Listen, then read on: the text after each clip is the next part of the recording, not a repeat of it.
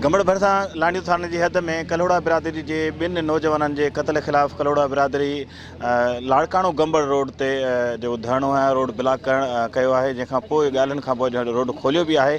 अचो तो इन जेके वारसनि सां ॻाल्हि ॿोल कयूं त हुननि जो कत्ल थियो आहे हुननि जे पोयां वजहूं कहिड़ियूं आहिनि। जतोई बिरादरी जा कलोड़ा बिरादरी जा कत्ल करे विया आहिनि ऐं बाईपास रोड जेको आहे सो लाड़काणे वारे ते ऐं उन खां उन जा वारस लाश रखी रोड ब्लॉक करे रहा तो असांजी FIR उहा तो FIR लाज़मी थींदी पर जेके हो ॾुआरी क़िस्म जा माण्हू ऐं उन्हनि खे पुलिस जेको आहे सो तेसि ताईं असां लाश न खणंदासीं जेसि ताईं गिरफ़्तार करे APC घुराए उन ते रेड करे असांखे इंसाफ़ न ॾियारियो वेंदो त तेसि ताईं असां जेको आहे सो रोड न ब्लॉक कंदासीं। जंहिंमें मां बि इन में अचे पहुतुसि ऐं पंहिंजे ब्रदर सां ॻाल्हियूं कयूंसीं।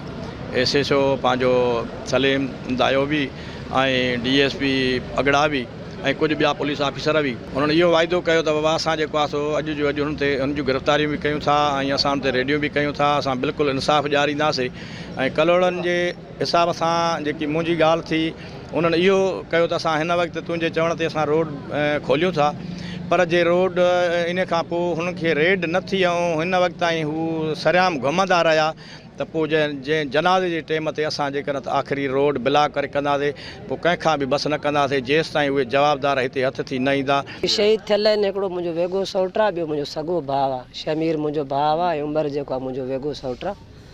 का बि अहिड़ी असांजे हुन सां का अणवण त कोन्हे का, बसि हुननि जो कारवां वारी जतोई बिरादरीअ जो माण्हू मारण आहे। अॼु सुबुह सां अची असां दुकान पंहिंजे हिते वेठा हुयासीं, सरियाम गोलियूं हणी अची असां 2 माण्हू क़त्ल करे विया आहिनि। कूड़ो इल्ज़ाम आहे। उन ते असां हुनखे खोड़ मेड़ियूं मिनथूं काफ़िला कया त भई असां तव्हां सुलह कयो, पोइ कंहिं सुलह में न आया। सिर्फ़ु हुननि जो जेको वहिंवार आहे उहो सिर्फ़ु माण्हू मारण आहे। असां हुन लाइ 50 मेड़ मोकिलिया। हुन लाइ तव्हांखे केतिरियूं इन शायदियूं त पाड़े ओड़े मां ई मिली वेंदियूं। हर बिरादरी तव्हांखे ॿुधाईंदा था हुननि केतिरियूं मेड़ियूं खयूं वधी इन लाइ। अॼु बस ये रोड ते उन्हनि जो कम जो इहो आहे बसि रुगो खूनारेज़ी करणु। छोकिरा हिते ई आहे, हिते दुकान ते आया को सौदो वठणु, उनजे करे बसि उन्हनि जो बाईपास ते इन जे करे बसि उन्हनि जो इहो वहिंवार आहे। बसि अचिबो कंहिंखां फुरबो कंहिंखे खून कबो। असांजो उन्हनि सां काई अहिड़ी कमी कैशी कान्हे का जो उन्हनि असां सां इहा अॼु वारदात कई आहे। असल में मसइलो इहा त असां कलोड़ा क़ौम आहियूं, उहो जतोई क़ौम आहे। असां सां ज़ाती मसइलो जेको बनीअ ते आहे असां सां ज़ोरी सां बनियूं छॾाइनि था, चवनि था हितां तव्हां छॾे वञो, बनियूं असांजियूं आहिनि। असां ग़रीब आहियूं, उहो ॾाढा आहिनि। हिते जेके चोरियूं थियनि थियूं, राति जो अॻवाऊं थियनि थियूं, त बि हुनखे को चवे ई कोन थो।